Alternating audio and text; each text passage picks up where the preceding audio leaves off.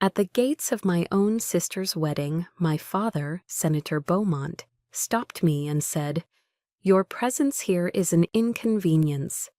My sister's new mother-in-law smirked. "We can't have someone with psychological instability ruining the photographs." They had turned my sacrifice into a source of shame. My name is Captain Diana Kelso. I am 29 years old. And on a sweltering October afternoon in Dallas, I learned the true cost of my identity. The air outside the Prestonwood Country Club was thick, a humid cocktail of expensive perfume and freshly cut grass. It felt heavier, more suffocating than the dust of Afghanistan. I stood at the edge of the manicured driveway, a fortress of old money and new power, where the emerald green lawns were maintained with more precision than my own dress uniform. In my hands I held a simple box, wrapped in brown craft paper. It felt warm, alive. Inside was the quilt I had spent the last 6 months stitching together in my barracks at Fort Hood. Each square was a piece of my grandfather's old army shirts, the faded olive drab, the crisp khaki, the soft, worn flannel. He was a retired general, the only person in my family who had ever looked at me and seen a successor, not a disappointment. This quilt was the only inheritance I cared about. I had chosen my attire with care, a simple, conservative navy blue dress. But standing there, watching the river of silk, satin, and diamonds flow past me, I felt as conspicuous as a crow in a flock of peacocks. I had taken a 3-day leave and flown all night, fueled by black coffee and a stubborn flicker of hope. I'd done it because my little sister Cordelia was getting married, and despite everything, I still believed that she would be happy to see me. I was wrong. The mistake was catastrophic. He appeared first. My father, Senator Sterling Beaumont, emerged from the grand entrance, a walking monument of tailored gray wool and political ambition.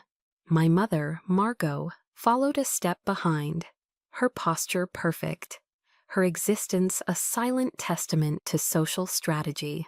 He didn't hug me, he didn't even smile. He stopped a few feet away, creating a no-man's land on the pristine cobblestone. He was a marble wall I was meant to break myself against. "Diana," he said. His voice was the one he used for Senate floor speeches, calm, measured, and utterly devoid of warmth. "Your presence here is an inconvenience." The words didn't register at first. They were just sounds, disconnected from meaning. My mother's gaze slid over me and then away, her attention landing on the diamond brooch pinned to her lapel. She adjusted it, a minuscule movement that conveyed a universe of dismissal. My throat went dry. A frantic, foolish hope surged, and my hand went to my pocket, pulling out my phone. The screen lit up with Cordelia's texts from last week. "The invitation must have gotten lost in the mail, silly. Of course you have to be there. The ceremony's at 4 p.m. Don't be late." XO. I held it out, a pathetic offering of proof. My father didn't even glance at it. "The guest list," he stated, as if closing a debate, "has been finalized." The truth began to seep in then, cold and sharp as a bayonet. And then the final blow was delivered, not by family, but by an ally. Beatrice Vandergriff, the mother of the groom, glided toward us. She was a vision of old-world Texas royalty in a cream-colored Chanel suit, her silver hair sculpted into an immovable helmet.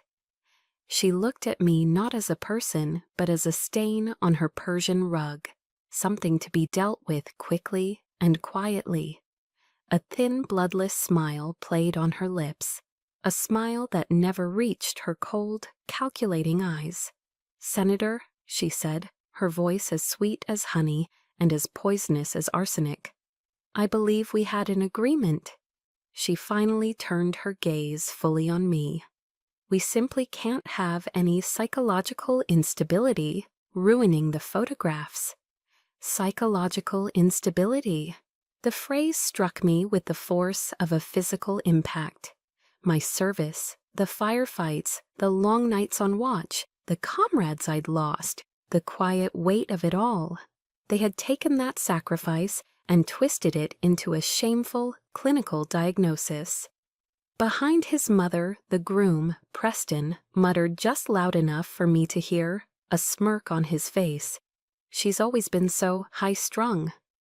The humiliation was absolute. It was then that I saw them, two men in nondescript black suits, earpieces coiled in their ears, detaching themselves from the shadows of the portico. They didn't approach me directly. They just stood there a few yards away, their presence a quiet, professional threat. They had security ready for me. I was the danger. Captain Diana Kelso, United States Army, was a threat to a wedding reception. I looked at my parents one last time. My father's jaw was set, his eyes fixed on some point in the middle distance, already calculating the political fallout. My mother's expression was one of mild annoyance, as if I were a waiter who had spilled a drink. They looked away. My own silence was my only armor. I turned to the ornate black wrought iron bench beside the driveway. With a steady hand, I placed the brown paper box on the seat, the quilt, the legacy, the last piece of my grandfather's honor. I left it there, an offering to gods who weren't listening. I turned my back on them all and walked away, my steps even, my head held high. I didn't run, I retreated. Driving down the I-35, the endless ribbon of Texas highway blurring before my eyes, I didn't cry. Tears are a luxury, a release. What I felt was something else entirely. It was a pressure buildup, a sealing off of something soft and vulnerable inside me. In the rearview mirror, I could see the Prestonwood Country Club shrinking in the distance, the little brown box on the black bench disappearing into a speck. Something inside me died on that highway, but something else, something cold and hard, and forged in the fire of their contempt, was just beginning to form. The image of that forgotten gift on the iron bench burned behind my eyelids, a brand of my exclusion. As I drove, the monotonous Texas landscape became a screen onto which my memory projected a different time, a safer place. My mind retreated to the one sanctuary I had ever known in that house, the attic. The attic of our Highland Park mansion didn't smell of money or ambition.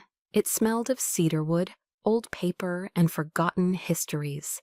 It was our fortress of solitude, mine and Cordelia's. The memory surfaced, clear and painfully vivid. I was 12, she was 8. A ferocious Texas thunderstorm was rattling the windows, and thunder cracked like artillery fire across the sky. I found her huddled in the back of my closet, trembling, her face buried in my old sweaters. I coaxed her out, leading her to the center of the dusty room.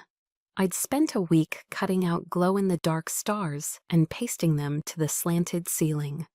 In the dim light, they shone like a private galaxy. "See," I'd whispered, pointing up. "As long as I'm here, no monsters can get you." She had looked up, her tear-streaked face illuminated by the faint green glow. That night, under those paper stars, we made a pact. We would be a team, always. I would be her maid of honor, and she would be mine. It was a sacred, childish promise, sealed in whispers, while the storm raged outside. It felt more real, more binding than any contract my father had ever signed. But children grow up, and promises, I learned, have an expiration date. Our paths diverged so sharply, it was as if we were heading to different planets. Cordelia blossomed into the perfect yellow rose of Texas. She graduated from Southern Methodist University with a degree in art history she never intended to use. chaired a charitable foundation bankrolled by our parents and curated an Instagram feed of polo matches, debutante balls, and European vacations. She was flawless, a polished gem set exactly where she was told. I, on the other hand, chose West Point. I remember the day I told them. We were in the formal living room, a space so pristine it felt like a museum. On the walls hung massive, commissioned oil paintings of Cordelia at various ages. Cordelia at 6 on a pony, Cordelia at 16 in her debutante gown. The only photograph of me was a small framed 8x10 in my dress uniform, tucked away in a dim secondary hallway, next to a landscape of the Texas Hill Country. It was treated like an interesting but ultimately irrelevant piece of decor. When I announced my appointment to the academy, my father was silent for a long, heavy moment. He swirled the amber liquid in his crystal glass. "Diana," he finally said, his voice laced with a disappointment, so profound it was almost pity. "The Beaumonts don't produce soldiers, we produce leaders." To him, the two were mutually exclusive. My mother was more practical in her dismay. "But your hands," she'd lamented, "they'll become so rough. And all that time in the sun." My choice wasn't a source of pride. It was a strange, unfeminine aberration, a problem to be managed. The first real crack in our sisterhood appeared after my first deployment. I came home with sand still in my boots and stories I needed to tell. I tried to explain to Cordelia the quiet strength of the Afghan women I'd met, the resilience I saw in their eyes. She was in the middle of planning a fundraising gala. She nodded absently, her eyes glazed over, before changing the subject. "Do you think lilies or hydrangeas would be better for the centerpieces, Diana?" Her world was one of floral arrangements and seating charts. Mine was one of dust, sweat, and the constant, thrumming awareness of mortality. I looked at her, and the little girl who hid from thunderstorms was gone. In her place was a stranger who spoke a language I no longer understood. She looked at me not with admiration, but with a poorly concealed pity. Then Preston Vandergrift III entered the picture, and the cracks shattered into a chasm. He was everything our family valued: wealthy, connected, and smugly confident. At a family dinner, he'd leaned back in his chair, a condescending smile on his face, and asked me, "So how long are you going to play soldier before you get tired of it?" My parents had laughed, a light, approving chuckle that validated his insult. I looked to Cordelia for defense, for a flicker of the old alliance. She said nothing. She just kept her eyes on her plate, meticulously cutting her filet mignon into perfect bloodless squares. Her silence was a betrayal louder than any word. It was an act of complicity.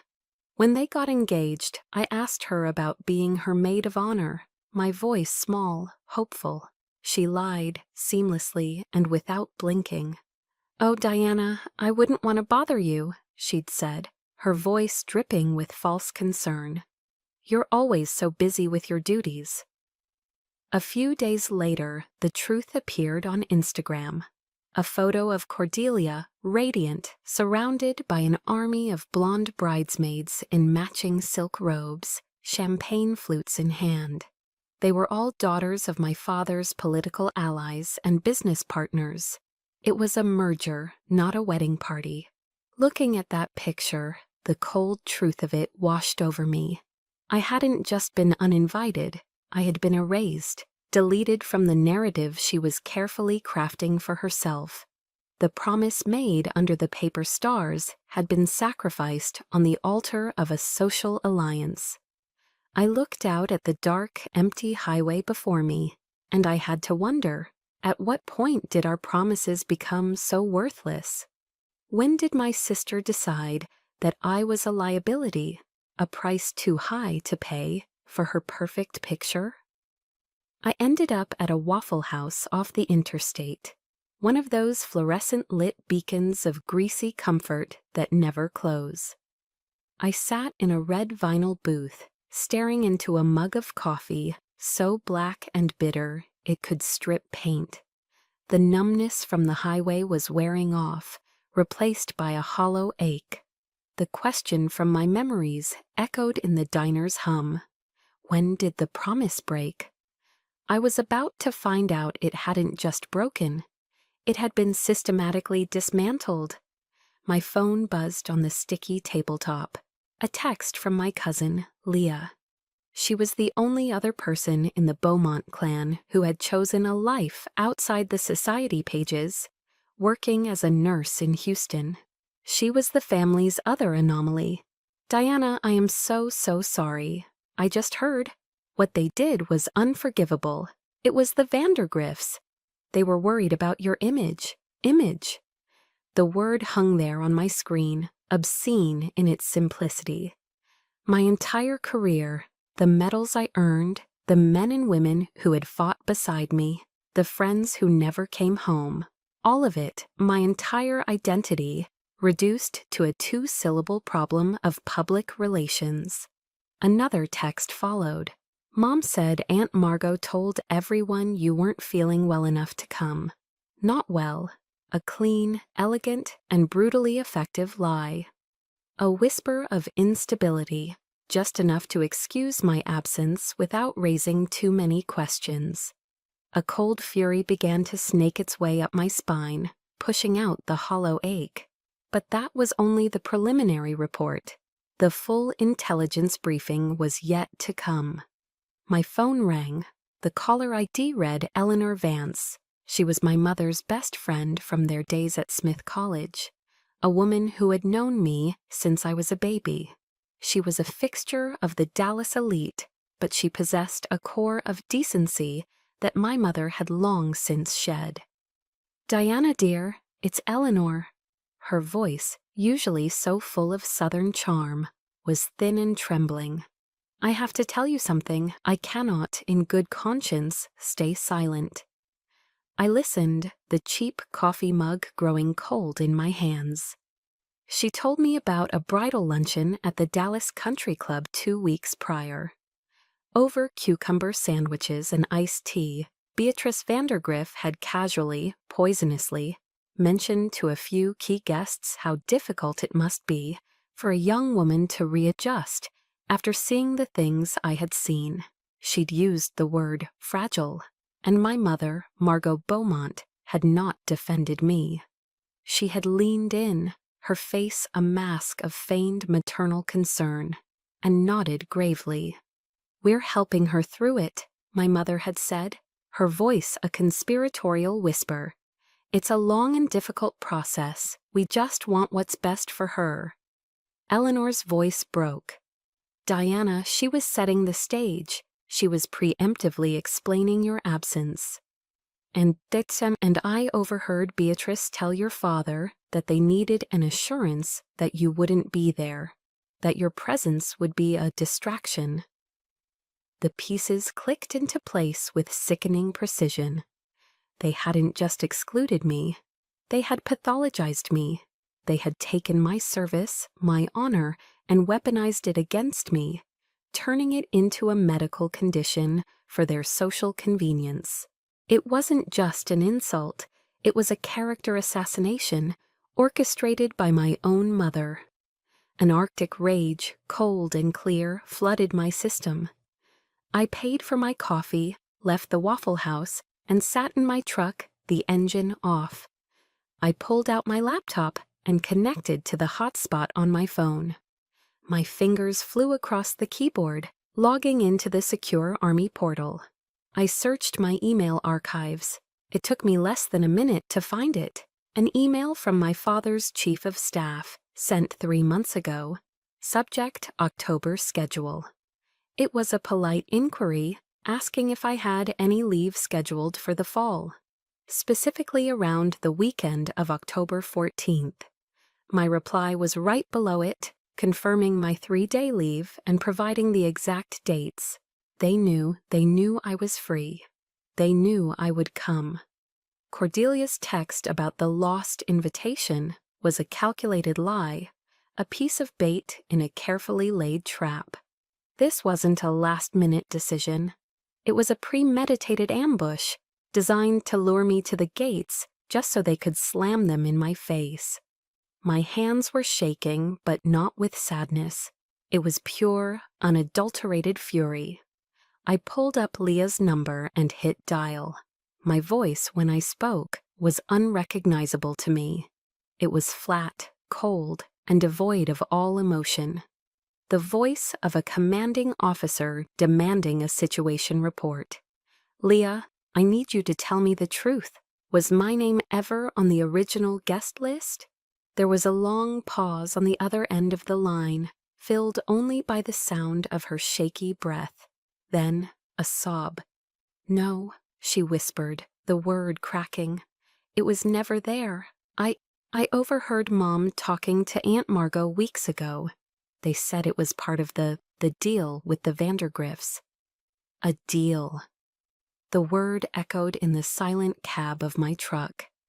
I wasn't a sister, a daughter. I was a clause, a liability to be negotiated away in a merger between two powerful families. I was a term and condition in Cordelia's marriage contract. That was it. That was the moment the ice in my veins solidified. I ended the call. The mission had changed. This was no longer about a party, a dress, or a piece of cake. This was about honor. I started the engine of my truck. The destination was no longer Fort Hood. I was turning the vehicle around. I was going back, not to beg for an invitation. I was going back to reclaim my name. The drive back to the Beaumont mansion was a tactical operation. The anger that had ignited in the Waffle House had cooled into something far more dangerous: resolve. I wasn't returning as a wounded daughter. I was returning as an officer conducting a reconnaissance of a battleground. I didn't sneak in. I used the spare key that had been on my chain for a decade, letting myself in through the side door. The house was eerily silent, a grand hollow mausoleum, smelling of lemon polish and refrigerated air. Every surface gleamed. Every object was in its perfect, soulless place. It was a home designed for magazine spreads, not for living. I ignored the pristine living room and the formal dining room, my boots making no sound on the thick oriental rugs. I went straight upstairs, my objective clear. I went to my room. The door swung open, and the air rushed out of my lungs. A cold, physical shock jolted through me. It was empty, not just tidy, but erased. The wall where my map of Afghanistan had been pinned, dotted with locations of past missions, was now a blank expanse of beige paint, the only evidence of its past being faint, pinprick scars in the drywall. My simple twin bed was gone, replaced by a gray velvet chaise lounge that looked like it had never been sat on.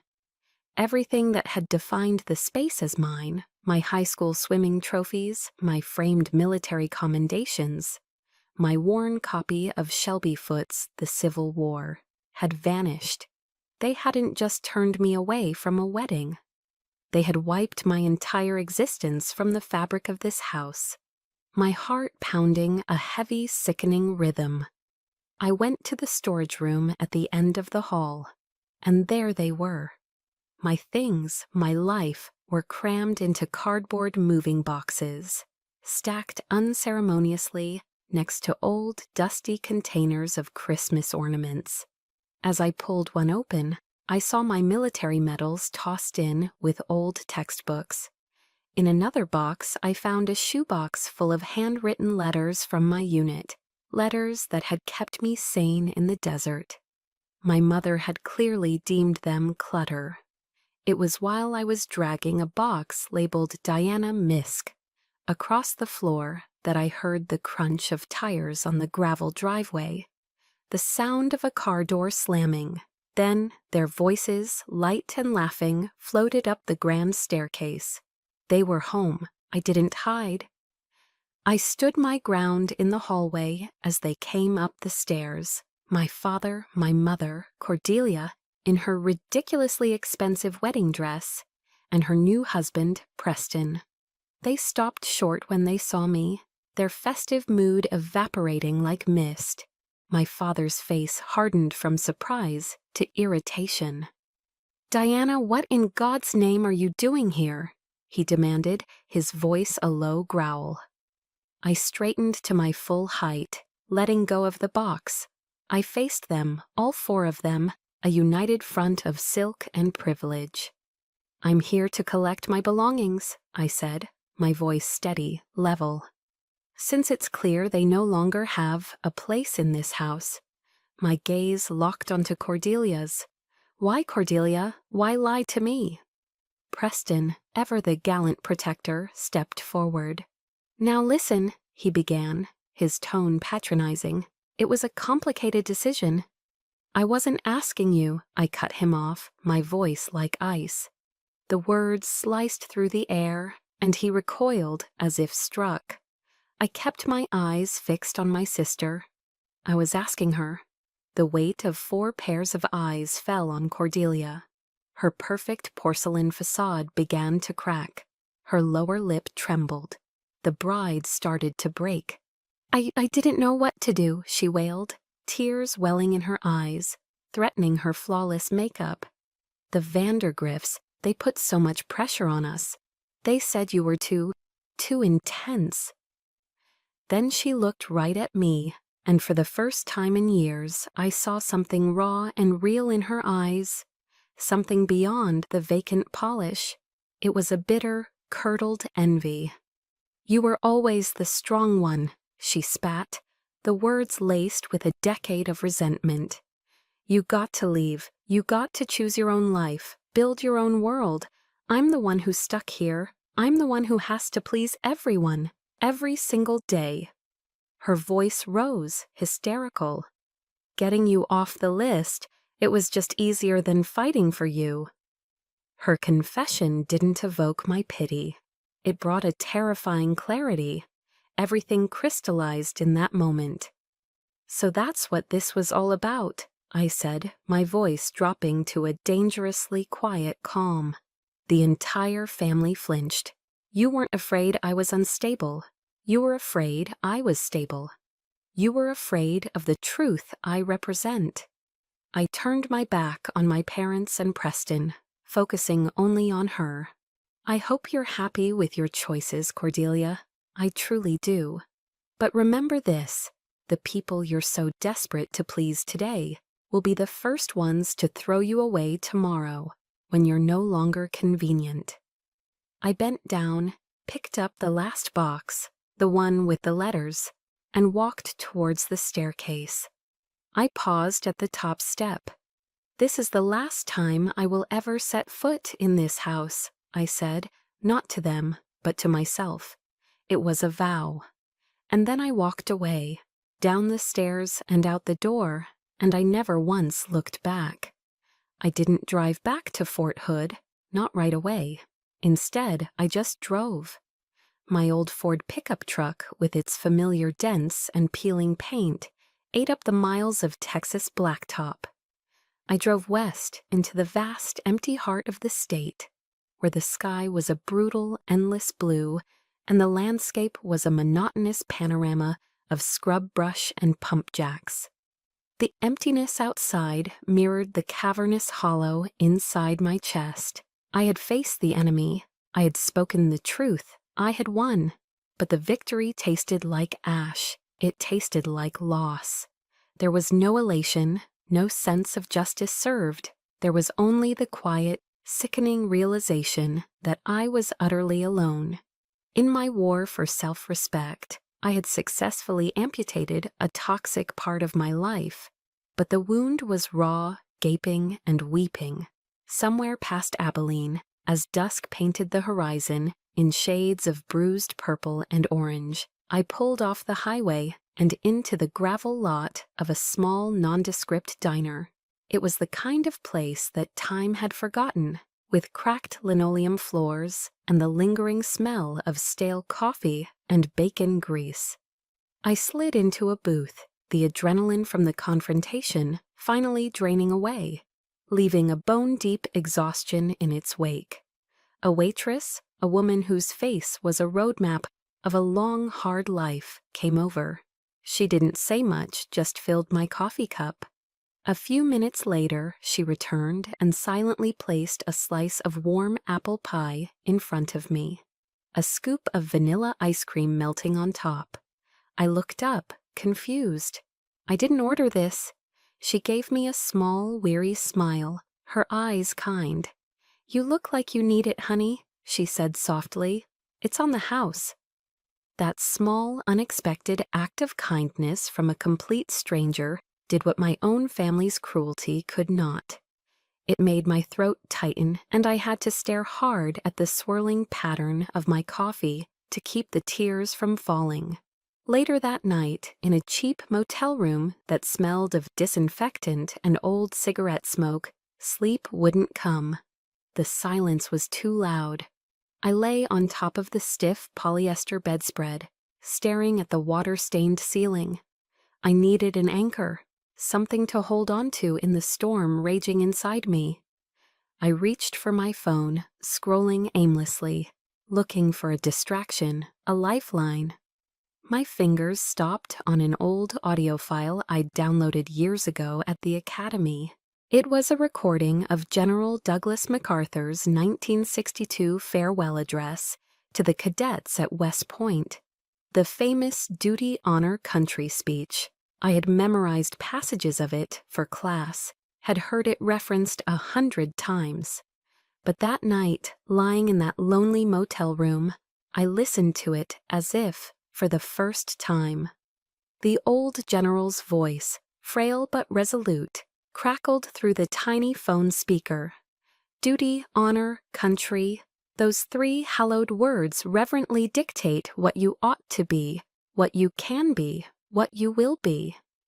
He spoke of building character, of tempering the will, of creating men who were strong enough to know when they are weak and brave enough to face themselves when they are afraid.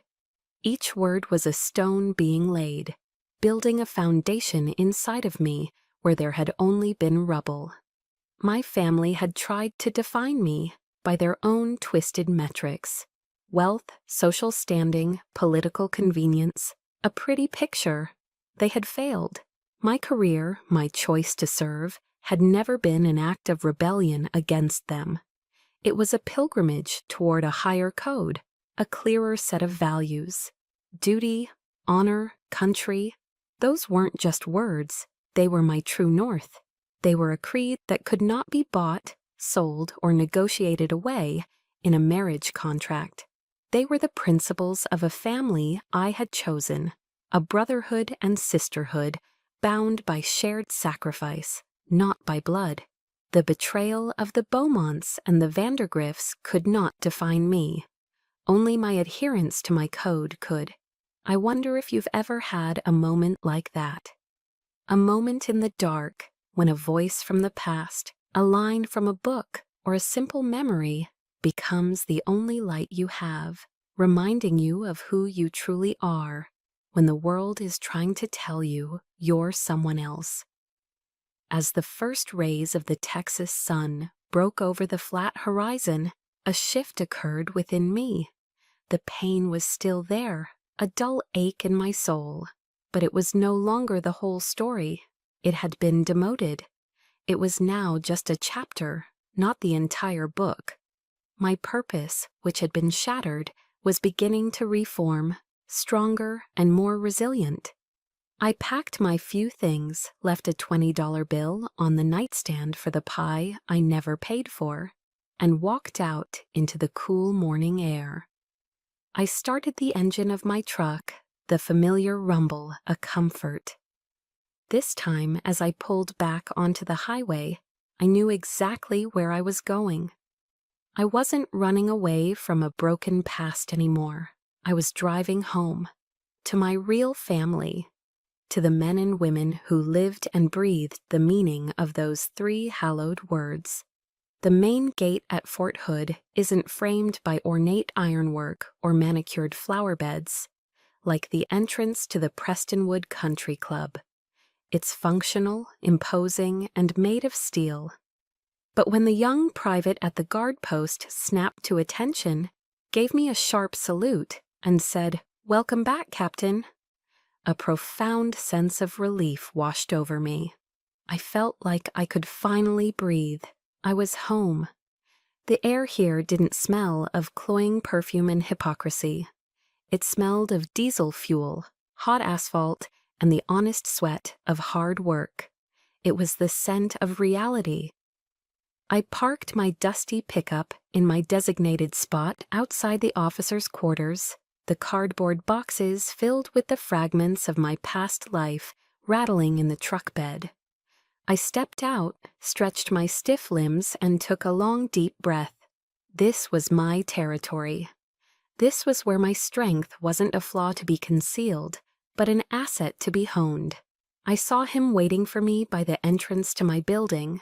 First Sergeant Marcus Thorne, my right-hand man, the most dependable soldier I had ever known. He was a broad-shouldered man of few words, with eyes that had seen enough combat to strip away all pretense. He didn't ask about my trip. He didn't ask why there were dark circles under my eyes. He just gave me a single solid nod.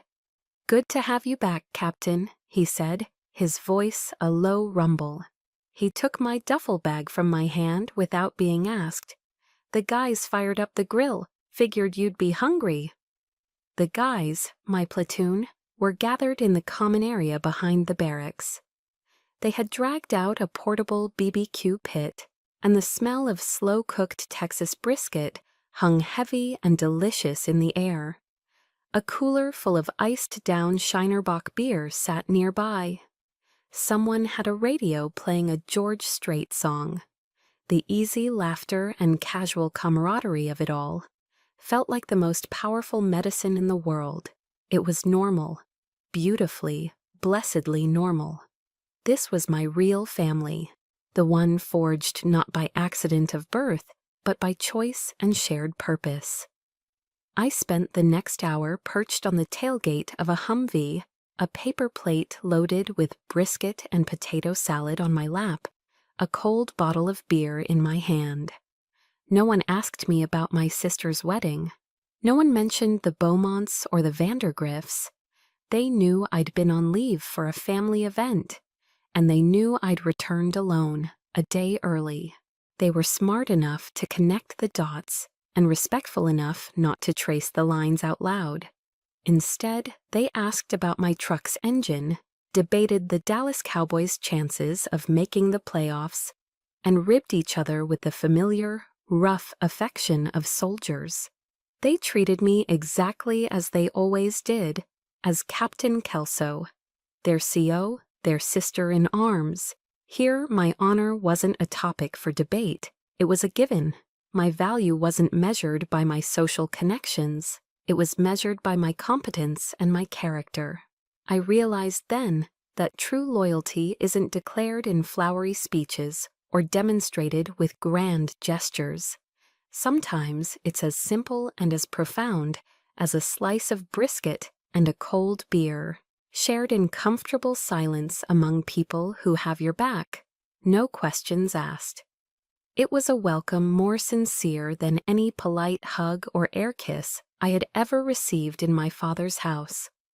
Later, as the sun began to set and the men started to drift away, Sergeant Thorne lingered. He stood beside me, leaning against the Humvee, looking out at the vast Texas sky. For a while, he just watched the colors change. "Captain," he said finally, his gaze still on the horizon. "Whatever happened back in Dallas, that's their world. It can't touch who you are here." He paused, choosing his next words with care, the way a soldier plans his next move. "There's a good confidential counseling program on base, for officers." He glanced at me, his expression one of pure professional respect. You know, even the toughest armor needs maintenance now and then. Make sure there are no weak spots. It's not a weakness, ma'am. It's just maintenance. His words hit me with a quiet force. He wasn't pitying me. He was advising me, soldier to soldier. He saw me not as a broken woman, but as a leader. And every good leader knows the importance of maintaining their most critical weapon, their own mind. He was offering me a tool, not a crutch. That single piece of advice, offered with such quiet dignity, planted a seed in the scorched earth of my mind. A new strategy began to form. Sergeant Thorne's words about maintenance echoed in my mind for a week. He was right. In the field, you clean your rifle, check your gear, and maintain your vehicles. You don't wait for them to fail in the middle of a firefight. I had been treating my own mind with less care than I treated my standard issue equipment. It was time for some maintenance. The behavioral health office was in a nondescript building on the far side of the base. The therapist was a retired Army major named Dr. Evans, a man with kind eyes and a firm handshake. His office wasn't intimidating. It was just a quiet room with 2 comfortable armchairs, a few generic landscape paintings on the walls, and a window that looked out onto a dusty parade ground. But for me, walking through that door and sitting in that chair felt more daunting than rappelling from a helicopter. The Army drills discipline and self-reliance into you. You are taught to suppress, to endure, to compartmentalize. To admit you need help feels like admitting to a fundamental flaw in your armor, a chink that could compromise the entire mission. I sat there for the first 10 minutes in complete silence, my hands clenched so tightly in my lap, my knuckles were white. I just stared at a spot on the carpet. Dr. Evans didn't push, he didn't prod, he just waited, his own silence a comfortable, patient presence. It was the polar opposite of my mother's judgmental silences. His was filled with acceptance, not expectation. Finally, I started to talk. My voice was flat at first, the emotion carefully scrubbed from it, as if I were delivering a formal after-action report. I recounted the events at the country club, the words that were said, the discovery of my empty room. I laid out the facts, point by point, a sterile recitation of my own humiliation. But as I spoke, the carefully constructed walls I had built around the pain began to crumble. I heard my own voice crack when I described Cordelia's envious glare. I talked about the crushing weight of my father's lifelong disappointment. I finally gave voice to the profound violation of being erased from my own home. For the first time, I wasn't just reporting on the wound. I was allowing myself to feel its full, searing depth. Dr. Evans listened. He didn't offer platitudes or easy solutions. He simply provided a safe space for the truth to be heard. Occasionally, he'd ask a sharp, insightful question that was like a probe, gently exploring the patterns of my life, the constant gnawing hunger for my father's approval, the years of suppressed anger that had finally found a voice. He didn't give me the answers. He just handed me a map and a compass and helped me learn to read them myself. It was during our 3rd session that he introduced a concept that would change everything. "Captain," he said, leaning forward slightly, "what you've experienced is a form of trauma, a betrayal of the deepest trust. But the critical question isn't just, how do you heal from this? The more powerful question is, who can you become because of this?" He told me about an idea in psychology called post-traumatic growth, the theory that profound struggle and adversity don't just have to be survived, they can be a catalyst for profound positive change, forcing you to develop new strengths, new perspectives, and a deeper sense of purpose. That idea hit me like a revelation. It reframed my entire experience. The betrayal was no longer just an ugly scar to be hidden. It could be the foundation for something stronger, a launch pad. It wasn't an end point, it was a starting point. My family's actions had created a crater in my life, but it was up to me what I chose to build in it. He then asked me a simple question that cut through all the noise. Forget about your family for a moment, Captain. In your entire career, what is the one thing that has given you the most profound sense of meaning? I didn't have to think about it. The answer was immediate and absolute.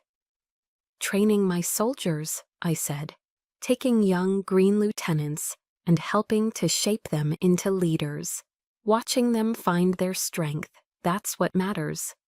As I said the words, a light went on inside me, a powerful, clarifying flame, the passion for teaching, for mentorship, for forging the next generation of leaders. It was the part of my job I loved most, West Point. The name surfaced in my mind, clear and bright, the place where it all began for me. The idea of returning, not as a cadet learning the code, but as an instructor teaching it, was electrifying. It would be the most powerful statement I could possibly make. It would be the ultimate rebuttal to the lie that I was unstable.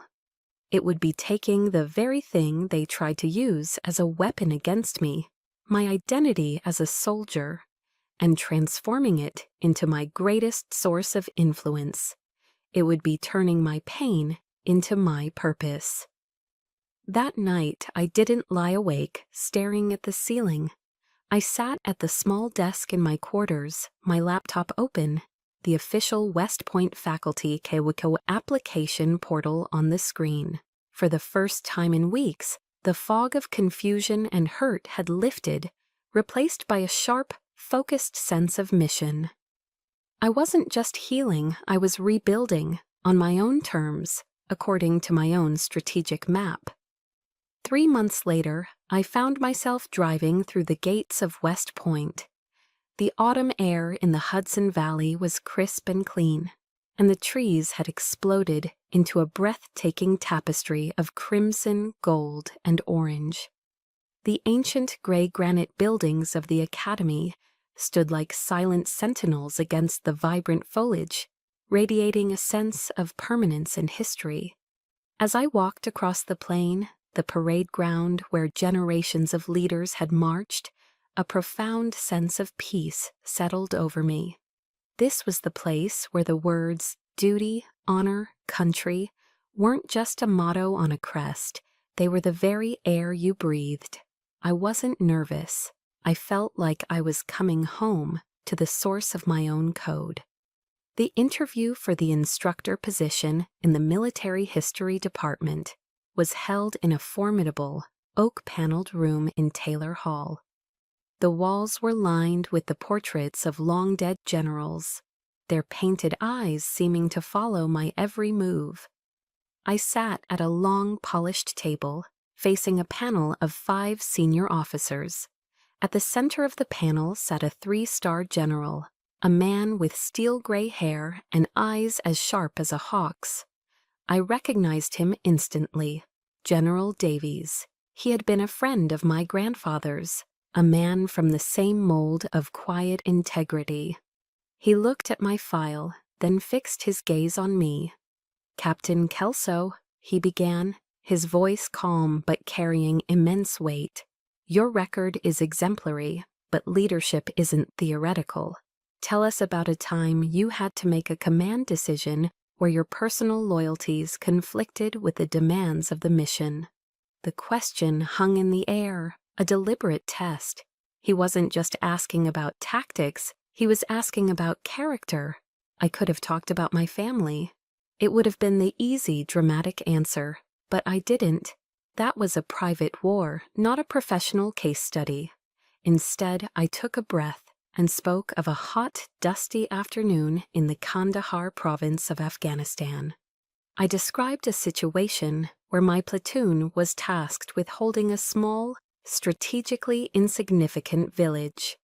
We had fought hard to take it, and my personal loyalty was to the men we had lost in the process, to the ground we had paid for in blood. But new intelligence revealed a major enemy movement elsewhere. Holding the village would mean being cut off and likely annihilated, achieving nothing. The mission required a tactical withdrawal to preserve combat strength for a more decisive engagement. My loyalty to the memory of our fallen soldiers screamed at me to hold that ground, I said, my voice steady. But my duty to the living men under my command and to the larger mission demanded that I order them to retreat. The correct decision is not always the one that feels best, General. Sometimes true leadership is the lonely business of choosing the greater good over the satisfying sentiment. When I finished, the room was completely silent. The only sound was the faint ticking of a grandfather clock in the corner. General Davies held my gaze for a long moment, then gave a slow, deliberate nod. The letter arrived 2 weeks later. It was in a thick, cream-colored envelope bearing the official seal of the United States Military Academy. My hand trembled slightly as I slid it open with my pocket knife. I unfolded the heavy paper. We are pleased to inform you that the Academic Board has approved your appointment. We would be honored to welcome Captain Diana Kelso to the faculty as an assistant professor of military history. I read the sentence over and over again, the words blurring slightly. This was more than a job offer. This was vindication. This was my Declaration of Independence, written by the most respected military institution in the world. Beatrice Vandergriff and my own mother had whispered that I was emotionally unstable, a fragile liability. And now West Point was entrusting me with the minds of its future leaders. It was the best revenge I could have ever imagined, not to tear them down, but to build myself up to a place they could never touch. For a fleeting moment, I wished they could see this letter. Then the feeling passed. Their opinion no longer mattered. My new life began with a welcome reception for new faculty at the West Point Club. It was a formal affair, full of colonels and department heads discussing strategy and geopolitics. I felt a familiar sense of being slightly out of place until my eyes were drawn to a quiet corner of the room. A man stood there, completely absorbed in a large painting of the Battle of Gettysburg. He wasn't in uniform. He had tweed jacket, glasses, and an air of thoughtful intelligence. When he noticed me, he smiled. "It's incredible, isn't it?" he said, gesturing to the painting. The turning point of the entire war, and it all came down to a few hundred men on a rocky hill. He introduced himself as Dr. Alistair Finch, a civilian professor of American history. He didn't ask about my rank or my deployments. He asked what I thought of General Chamberlain's decision to order a bayonet charge at Little Round Top. Our conversation flowed for hours, a seamless exchange of ideas about history, honor, and the impossible choices that forge a person's character. For the first time in a very long time, I was talking to a man who saw my mind before he saw my uniform, and in that quiet corner, amidst the clinking of glasses and political small talk, I felt the unmistakable beginning of a new chapter. 6 months passed, 6 months of blessed, disciplined peace. My life at West Point settled into a rhythm that was both demanding and deeply restorative. My days were filled with lectures on Napoleonic tactics, lively debates with cadets whose minds were sharp and eager, and the quiet satisfaction of seeing them grow. My evenings were for quiet conversations with Alistair, dissecting historical battles over dinner, or for solitary walks along Flirtation Walk, watching the barges move slowly down the Hudson River as dusk settled. For the first time in my adult life, I wasn't fighting. I wasn't defending my choices, wasn't bracing for the next passive-aggressive remark, wasn't trying to earn an approval that would never come. I was simply living.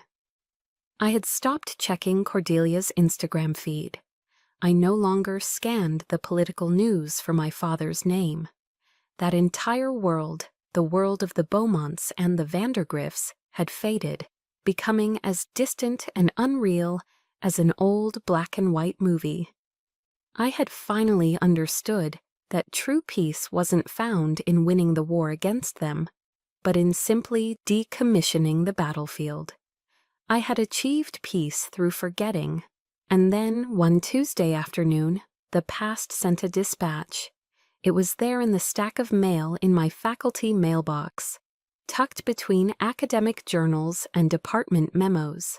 A single, pale pink envelope that stood out like a flamingo in a flock of pigeons. The handwriting was instantly, painfully familiar.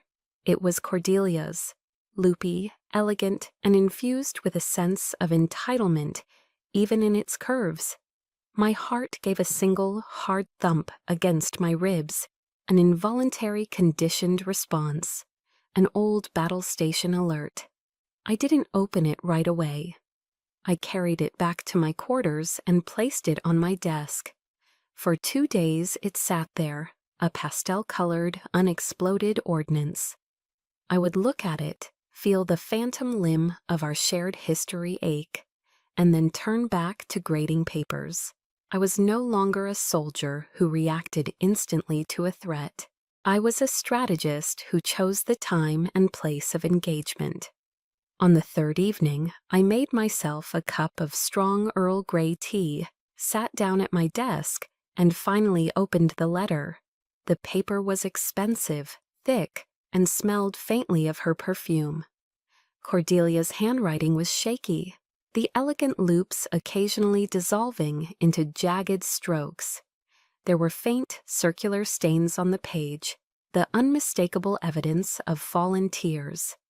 The letter was a confession from inside a gilded cage. Her life, she wrote, the one she had sold her soul for, was a gilded hell. The Vandergriff family, pillars of Texas society, were embroiled in a nasty financial scandal involving offshore accounts and SEC investigations. The family name was being dragged through the mud. Preston, her perfect husband, had revealed himself to be a controlling, short-tempered tyrant, his charm fading as the pressure mounted. "I have everything I thought I ever wanted," she wrote. "The perfect dress, the perfect house in Highland Park, the perfect husband. But I have never felt so empty. I look at the wedding photos, and all I see is a transaction. I realize now that I sold my own sister for a seat at a table that's about to collapse. I miss you, Diana. I miss the sister who promised to protect me from monsters under the bed. I never realized the biggest monster was my own weakness." The letter ended with a desperate, tear-stained plea, a rambling, heartfelt apology, followed by the inevitable question, "Can we please just start over?" I put the letter down and stared out the window at the darkening Hudson. I didn't feel a surge of triumph. I didn't feel vindictive pleasure. I mostly felt a profound, weary sadness. Her apology felt genuine, but it was a foxhole prayer, born from the terror of her own collapsing world, not from a true understanding of the pain she had inflicted. She was reaching out to me now because her own life raft was sinking. I didn't reply that night or the next. I let her words settle. I thought about what starting over really meant. You can't erase the past. You can't unsay the words or undo the betrayals. To pretend otherwise would be to build a new relationship on the same rotten foundations as the old one. A week later, I sat down at my desk again. I took out a sheet of my own simple cream-colored stationery. I wrote my reply, my handwriting steady and clear. I did not write in anger or with recrimination. "Cordelia," I wrote, "I have received your letter. I appreciate its honesty. I accept your apology. Not for you, but for me. I am choosing to release the weight of the past. But we cannot start over. That little girl in the attic is gone, and we cannot go back there. We can only start from here, from who we are now. A new relationship between us, if one is to exist, must be built on a foundation of absolute truth and mutual respect. There will be no more convenient lies, no more managing of my identity for the comfort of others. No more silence in the face of injustice." I was laying down the terms of engagement. I was setting my boundaries, not with anger, but with the calm authority of a woman who finally knew her own worth. This time, if there was to be a relationship, it would be on my terms. I sealed the envelope, a quiet sense of finality settling over me. I had finally learned to be my own protector. Thanksgiving. The word had always conjured images of the Beaumont dining room. The oppressive gleam of polished sterling silver, the cold clink of Waterford crystal, the strained formal conversation that danced around everything and meant nothing. This Thanksgiving was different. The setting was not a cavernous mansion, but my modest, cozy faculty apartment at West Point. The air wasn't thick with tension and expensive perfume. It was rich with the warm, honest smells of roast turkey, sage stuffing, and pumpkin pie. The guest list wasn't a who's who of Texas politics and industry. It was my family. Alistair was here, his easy laughter filling the space between conversations. First Sergeant Thorne had driven all the way up from Fort Hood, a quiet, solid presence who looked completely at home on my sofa. And gathered around the table were a handful of my cadets, young men and women who couldn't make it home for the holiday, their bright, eager faces a testament to the future. The conversation wasn't about mergers or stock portfolios. We talked about books. We debated the strategies of Belisarius versus Scipio Africanus. We laughed about a training exercise that had gone wrong. No one was performing. No one was trying to impress anyone. We were simply together. After dinner, as we sat with coffee, Alistair handed me a flat, carefully wrapped gift. I unwrapped it to find a beautiful antique map of the Hudson Valley, centered on West Point, housed in a simple, elegant oak frame. He looked at me, his eyes warm and full of understanding. "People usually fight for land," he said softly, his voice just for me. "But I think sometimes we have to fight to find the land that belongs to us. This is your territory, Diana." I looked from the map to the faces in the room, to Thorne, the embodiment of loyalty, to my cadets, the embodiment of legacy, to Alistair, the embodiment of a partnership built on mutual respect. He was right. I had lost a mansion in Dallas, a cold estate built on transactions. But I had found a home in the Hudson Valley. This home wasn't built with money or power.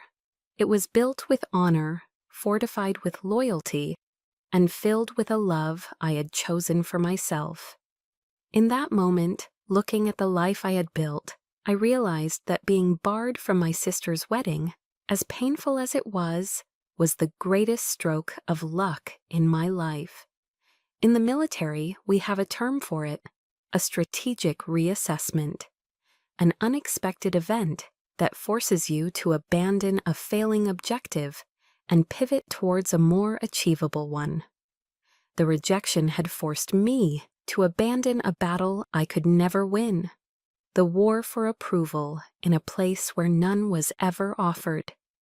It had violently pushed me off a path that was not my own, and forced me to navigate by my own internal compass: duty, honor, country.